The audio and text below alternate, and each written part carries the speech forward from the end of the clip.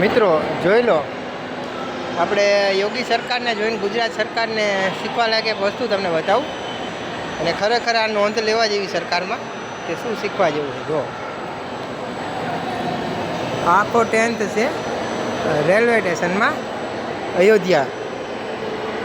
તો આ 10thમાં કેટલી વ્યવસ્થા જોવો તમે, આમ પાકો 10th છે, વોટરપ્રૂફ છે, અને બીજી વસ્તુ ત્યાં રહેવાની વ્યવસ્થા કેવી છે, ચાર્જિંગ કરવાની વ્યવસ્થા એવી છે. હું તમને મોબાઈલ ચાર્જિંગનું બતાવું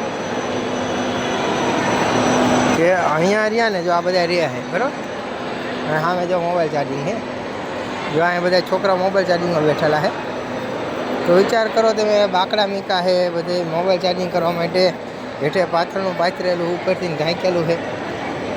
અને અયોધ્યામાં છે, અને અયોધ્યામાં એકમાં નહીં, અત્યારે આખા યુપીમાં મથુરામાં છે આવી વ્યવસ્થા.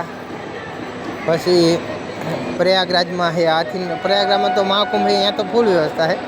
પછી કાશીમાં છે. ટૂંકમાં એક શીખવા જેવી વસ્તુ કે ભાઈ ખરેખર આવું હોવું જોઈએ. જો અને તો એક પ્રસંગ ઘટે. આપણે તો ત્રણેતરના મેળામાં જ આવીને કેટલાય વર્ષોથી પેલો રસ્તો કાચો છે, કાચો રસ્તોય પાકો નથી કરતા, ને બધા હેરાન થાય. એમાં જો વરસાદ થયો હોય તો કેટલું માણસો હેરાન થાય.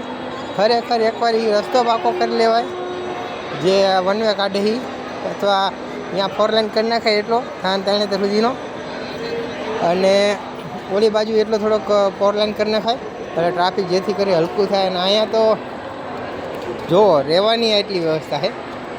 તો આવું સરકારને કંઈક શીખવા જેવું ખરું, મારી પર્સનલ રાય એવી છે. એટલે આ વિડીયો શેર કરજો જેમ બને તેમ વધારે.